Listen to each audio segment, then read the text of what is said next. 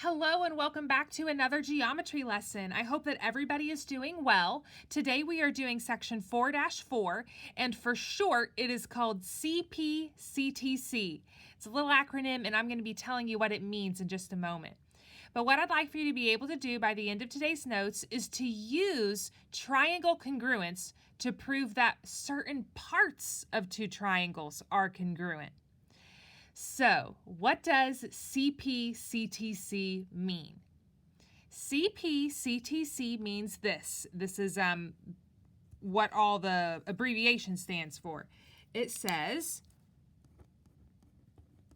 corresponding parts of congruent triangles are congruent.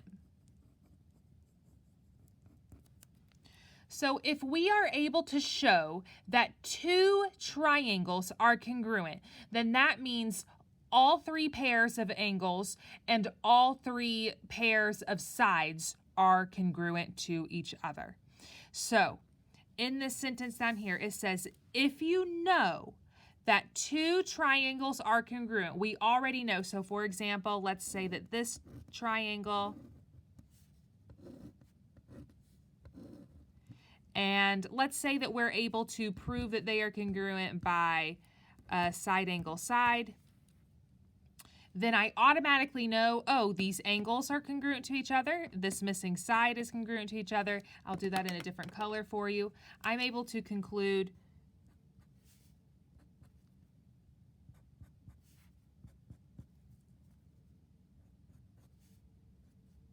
all of that, simply because I know the two triangles are congruent. So it says, if you know that two triangles are congruent, then you know that all six corresponding parts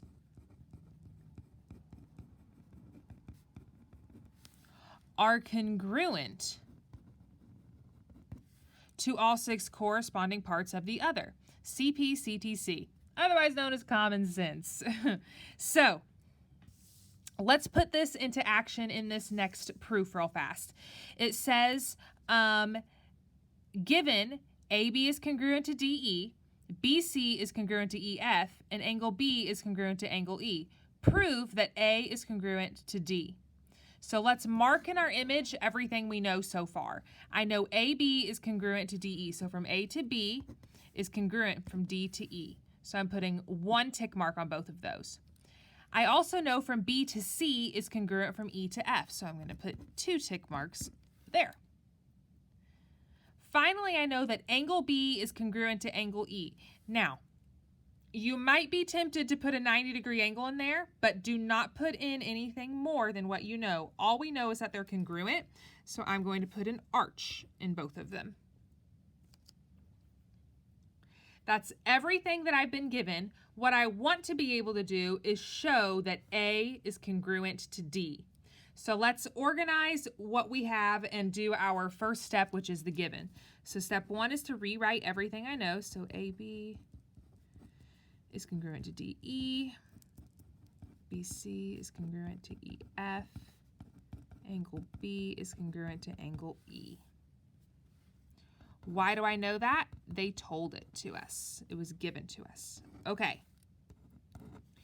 Next, I have enough information to show that triangle ABC is congruent to triangle DEF. The reason this is because I have a side, an angle, and a side congruent to a side, an angle, and a side. This is the side, angle, side postulate. So I am now going to say triangle ABC is congruent to triangle DEF.